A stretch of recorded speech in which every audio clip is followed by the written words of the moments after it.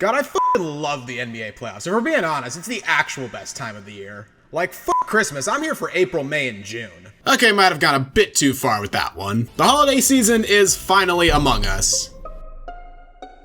And outside of the playoffs, the next best thing in the NBA season is the NBA on Christmas. 5 high-profile matchups featuring the league's best teams. And for NBA fans, basketball on Christmas is as much a part of the holiday as the presents under the tree. And today, we look back on why the NBA on Christmas is so damn special.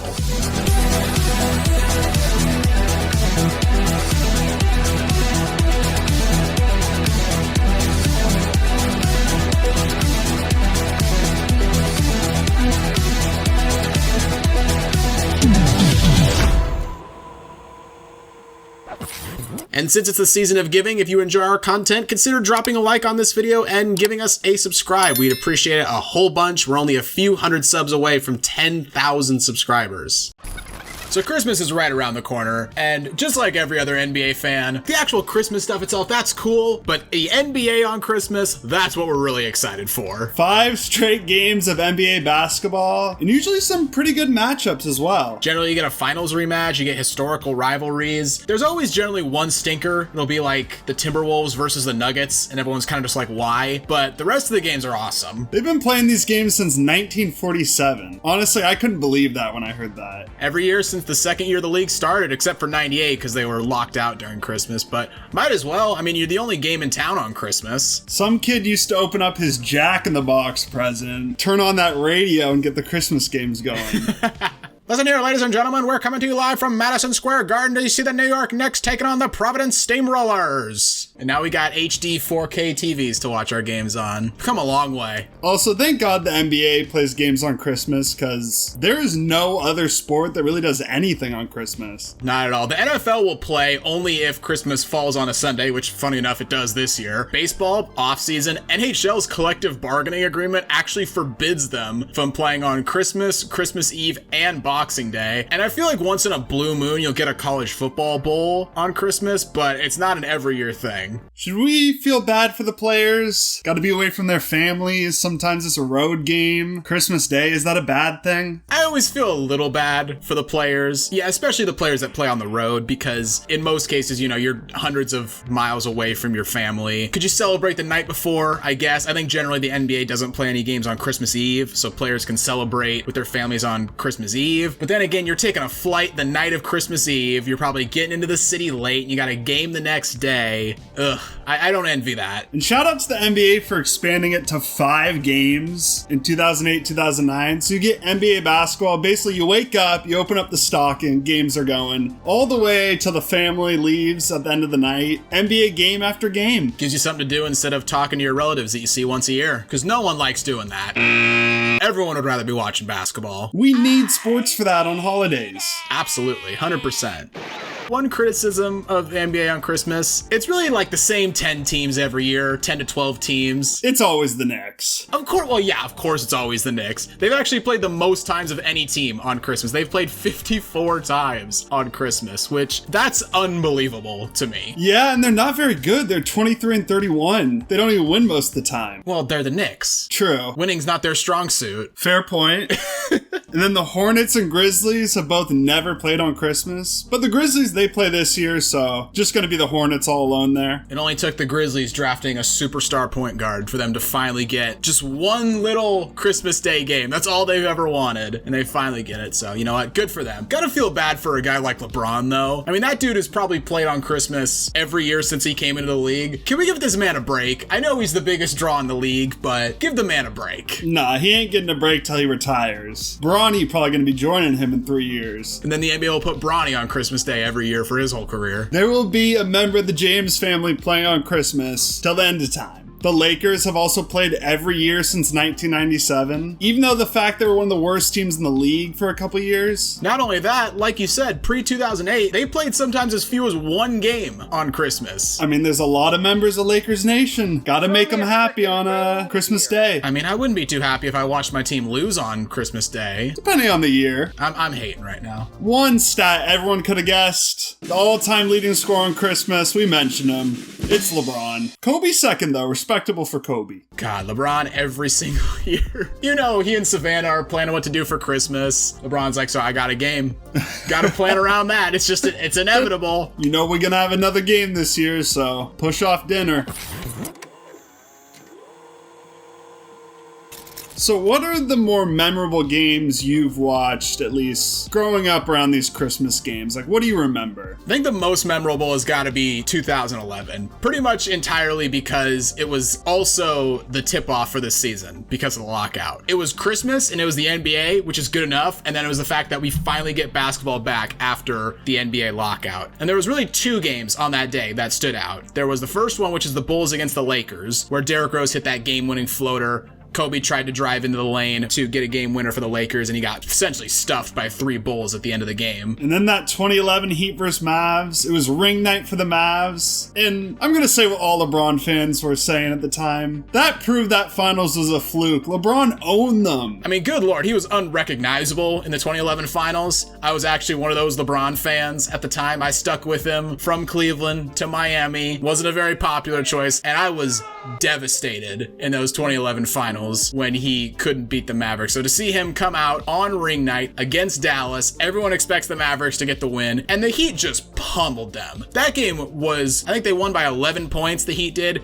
It was not even close to an 11-point game. That was a wipeout. What a statement game. He drops 37 points on 19 shots. Ridiculous. Man was mad. Wouldn't you be? Yeah, I'd be pissed. It was a revenge tour. He probably walked out on that court and was like, I lost to these bums? I mean, good Lord, Dallas outscored Miami 29-8 in the fourth quarter, and they still lost by 11. My favorite Christmas game of all time, of course it is, Cavs vs. Warriors, Christmas Day of 2016. The Warriors add KD. We rerun the 2016 finals, and the Cavs won again. Kyrie, god damn, he was insane down the stretch of that game. That shot he hit over Clay, it really felt like the Cavs might have had a chance in the finals that year. This game, I think, single-handedly tricked a lot of people into thinking the Cavs could have a chance. A 1-point win on Christmas Day, and everyone was like, I think the Cavs could do it. I think they got a chance. I don't know, I didn't buy into this game from the Cavs. I think mainly because the Cavs got wiped out in Golden State later in the year when they played, but this game, absolutely incredible. Didn't buy that the Cavs were a threat, but I think this tricked a lot of people. Certainly tricked me. 2004, Kobe and Shaq playing against each other for the first time. Highest rated Christmas game of all time. Beat out a game that we'll talk about in a bit. Beat it out by only 70,000 viewers. And I can completely see why. I mean, Shaq and Kobe had dominated the league for the better part of 5 years. Gone to 4 finals, won 3 of them. And just the way that Shaq left LA, the fact that he and Kobe just essentially fucking hated each other, couldn't get along, blew up that team, and now they're playing for the first time. I mean, I would have tuned in. I was 6 years old at the time and I didn't know what basketball was, but you know, if I was older, definitely would have tuned in. I swear I faintly remember this game. Maybe I'm lying to myself, but I swear I faintly remember on Christmas them playing against each other. Kobe drops 42 points on 30 shots. Classic Kobe. 2004 honestly might have had the most stacked Christmas lineup in recent memory. It was only 2 games. But like we said, the first game was Lakers and Heat, Shaq and Kobe, their first meeting. The other game was the Pistons and the Pacers. People might be saying Pistons and the Pacers, like I know they were both good, but doesn't really do it for me. Well, this was their first meeting since the Malice at the Palace. That had to be awkward. Just a little bit, you think? Ron Artest was still suspended for the whole year, so... Everyone had to be thinking, like, come on, we can't do this again. It is kind of funny because it's not like the NBA scheduled this game with the intent of promoting it as a rematch of the Malice at the Palace. The Malice at the Palace happened only a month prior in November, so the schedule was released before the year. There's nothing the NBA could really have done about it. They couldn't predict the Malice at the Palace. What can you do? Gotta play the game. An underrated Christmas matchup? How about 2018 Lakers vs. Warriors? Mainly because Lance hit that 3 and then was just strumming the guitar. Lance Stevenson is so insufferable when you're playing against him in a game that absolutely matters, but when you're a neutral just watching him play, he is so entertaining. Who hits a 3 and starts strumming the guitar? God, I miss Lance. The Lakers were actually decent to start the season. That was LeBron's first year, but then he goes out injured this game. And they still just blow him out. The Lakers could not miss from 3. I can't get over that Lance celebration really quick. This is the last time I'm going to mention it, but that celebration was so funny, it broke Mike Breen on commentary. What? Even he laughed at it. He only had 11 points, too. It wasn't like he had 20-something. In fact, no Lakers scored over 20, and they ended the game with 127. And LeBron went out injured in this game. He only played about 20 minutes. 2010 Lakers versus Heat, that was one of the most hyped games I remember because it was the defending champion Lakers going against the big three from Miami for the first time. I think the matchup that a lot of people probably would have predicted would be in the finals that year. And goddamn, the Heat wiped out the Lakers. Yeah, this was their rival where it was like, oh, this Heat team is, they're different. This is not the same league anymore after this. They started slow. Like, I think they got off to a 9-8 start. But that game you watched and you were like, okay, no. When they have it going, when they click, they can't be stopped. Kobe and Powell both give you 17. That's not going to be enough. Not against that big three. And then we had the Battle of LA in 2019. I just remember Pat Bev blocking LeBron to seal the game. And I was pissed, to be honest. I was streaming the game off my phone at my uncle's house. And I was like, God, are you kidding me? That's Pat Bev, man. It is Pat Bev. That's what was so annoying. It was like, of course Pat Bev would get a block. Kawhi, though, was dominant. 35 points, 12 rebounds, 5 assists. All around, just insane performance. And Pat Bev, a plus 26 in the game. Are you kidding me? He's got that dog in him. He does. Now he's on the Lakers, weirdly enough. Time is a flat circle. The Lakers, though, Kyle Kuzma gives you 25. You got to capitalize on that. LeBron, 9 of 24 for 23 points. AD, 8 of 17 for 24 points. They combined to shoot 3 of 18 from 3. Not good enough. And then the Battle of LA, it was a dud. All this hype, a good Christmas game, and then never really materialized. Yeah, we did a whole retrospective about that.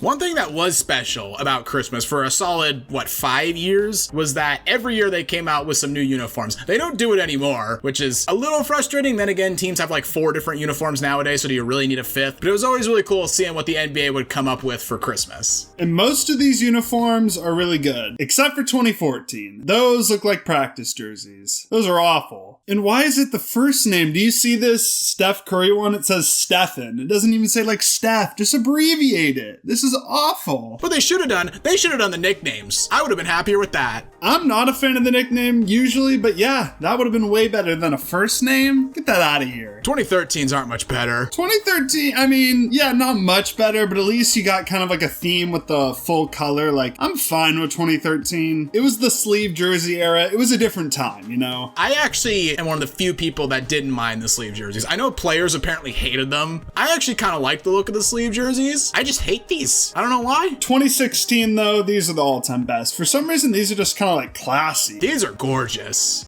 It's beautiful. There's not much design to them except for just the font of the team name. But I don't know, I kind of like how it's just the pure color, the name of the team, the number, and not much else. These are absolutely beautiful. 2015 was also too much. The cursive was out of pocket. This is, and too much white just everywhere. I'm gonna disagree. Objection! I actually really like 2015s. I like the cursive. It feels like it's got that little bit of holiday touch. I like how the white on, at least the picture I'm looking at, the white is not a pure white. It's kind of like a lighter, creamier, almost like an eggnog kind of color. I don't know. I actually really like the 2015 jerseys. Oh, you go buy one then. Let's see you wear that to a game. Well, the Blazers didn't play in 2015, so what? Am I gonna buy a Rockets jersey and wear that to a game? No. I mean, I'd buy a LeBron one. Well, that's LeBron. That's different. 2012, solid, full color. Not much to them, just basic full color, but they're solid. I like them. I remember repping these jerseys back in 2K13, my team. One of the jerseys I remember, 2007, I was a young buck, Blazers versus Sonics. You gotta love the red versus green. And it wasn't one team like the Knicks used to do where they're wearing a green and it looks ridiculous. The Sonics had a green jersey, they wore it. The Blazers had a red jersey, they wore it. It was clean. Young KD versus B-Roy. Gotta bring back the Sonics just so we can run that back. That'll be the first Sonics game. Nah, their first game's gotta be against Oklahoma City. One thing that always comes to mind, for me at least, I think for a lot of fans when we think about the NBA on Christmas, the Jingle Hoops commercial. This is one of the best ads the NBA ever did. Now, it looks horribly fake if you actually look at it, but the idea of NBA players shooting in an open gym and recreating jingle bells from bells on the nets, it's so crazy, but I love it. That commercial is great, but you can tell it's fake because Derrick Rose ain't hitting that many threes. Like, let's be honest. He is not making that many threes. Like, I could see him making one in a row, two, but like 5 or whatever he did, hell no. What doesn't make sense is you can tell they got Steve Nash for that ad because we're like, okay, we need a player who can shoot and who can pass. Who else should be in this commercial? LeBron's not a shooter, so he's the one who does the dunk at the end. They get Harden, shooter, Steph, shooter, Kevin Durant, shooter, and Derrick Rose? Had to get him in somehow. Like, who else are you getting on the Bulls? You're not getting Joakim Noah because you want to talk about fate. Luol Deng, he's shooting. Carlos Boozer had a nice mid-range jump shot. Oh, yeah, but he's stepping out the three-point line that's clanking. Maybe Kirk Heinrich. No. Why not? Because, no. You can't get him for a commercial, hell no. Well, who else played on Christmas Day? They could have had Chris Paul. He was busy that day. He was off filming a State Farm commercial. Yeah, you know he was. Okay, fine. No Chris Paul. Screw it, just get Clay. So what, have 2 Warrior reps? Yeah, I mean, D-Rose deserved it because D-Rose, he was shortly after the MVP, but we all know that was fake. Yeah. Derrick Rose didn't even play in this Christmas Day game. He was out injured. Well, Nate Robinson did. No, he didn't. Oh, shoot. Kirk Heinrich played, so he would have been a better choice. You can't get Kirk Heinrich for a commercial. No one was going to know who that is. Who the f*** is this guy? Why not? Why can't you get Kirk Heinrich? Because you got some 60-year-old grandpa watching the commercial, and he doesn't know who that is. So what do you think of the slate this year? Did the NBA do a good job picking games? No finals rematch this year. That's important to note. I'm fine with this year's lineup because there's not a dud. There's no game on this lineup that I'm not at least interested in seeing. 76ers versus the Knicks. That's probably the worst one because the Knicks are not good. But the Sixers still have Embiid. They still have James Harden, so fine with that. Lakers versus Mavericks. LeBron versus Luka. Yes, please, I'll take 10. Bucks and Celtics. Best rivalry in the Eastern Conference. Love it. Grizzlies Warriors. Best rivalry in the Western Conference, sure. And the Suns versus the Nuggets is 2 good teams, I guess. That'll be, end of the night, Christmas kind of hypes over, and that's just on in the background. That's what that is. I'm fine with that. I'm actually hyped for this year. You got Lakers Mavericks is great, Bucks Celtics is great, Grizzlies Warriors. Those are all like great, must-see. The other 2 games, on in the background, but those 3 games, I'm really hyped for those. I'm hyped mainly for Bucks Celtics and Grizzlies Warriors. I think those 2 games have got a good chance to be previews of the conference finals. All right. Maybe not. Bucks Celtics, I think, is for sure going to be the Eastern Conference Finals. Utter calamity would have to strike one of those teams for them to not make the conference finals. The Celtics are playing unbelievably well considering everything that happened to them in the offseason. The Bucks, I feel like they're still trying to get their footing under them a little bit. Chris Middleton has not been great this whole year. He's averaging only, 12 points per game, I think, at the time of this recording. He's not been shooting the ball well, but they're still the second best team in the conference, and when they get everything rolling again, I think they're going to be great. Grizzlies and Warriors kind of developed into a bit of a rivalry last year. You can tell these teams don't particularly like each other. I love it. Yeah, it'll be a lot of fun, mainly because both those matchups were in the playoffs last year, so still some animosity among those teams. It's going to be fun. I think it's actually fine that they don't have a finals rematch this year. It still feels a little bit weird, but I'm fine with it because I feel like it's better to emphasize those conference rivalries because the Warriors and Celtics have no history with each other at all, aside from the fact that they played in the finals last year. So we've talked about our memories. We've talked about the games that are coming up this year. We ragged on Derrick Rose quite a bit, but why is this so special? It's similar to the NFL on Thanksgiving where you have some games on a holiday. You can be with family, you can be with friends, and you can just enjoy some basketball. It's associated with Christmas. You think of Christmas, and maybe it's not the first thing or the second or the third, but it's a top 10 thing on Christmas Day you think of. You're opening the presents, you're with the family, you turn on the NBA game. It's as simple as that. It's always been there. Oh, every morning when I was a kid, when we'd come downstairs to open presents, I would always be the kid who was like, nope, gotta put the NBA game on in the background while we're opening presents. And just throughout the day, whether you have people come over, you go over to a grandparent's house, or you go hang out with friends or whatever, you can always have the games on. You can always enjoy them with the people you care about. And it's magical. It's how it always should be. It always will be. They'll be playing Christmas games forever. Once we get our LeBron robot after he retires, he'll be playing. It's just great. Unless the nukes hit us, we're going to be watching basketball on Christmas. Damn right we will.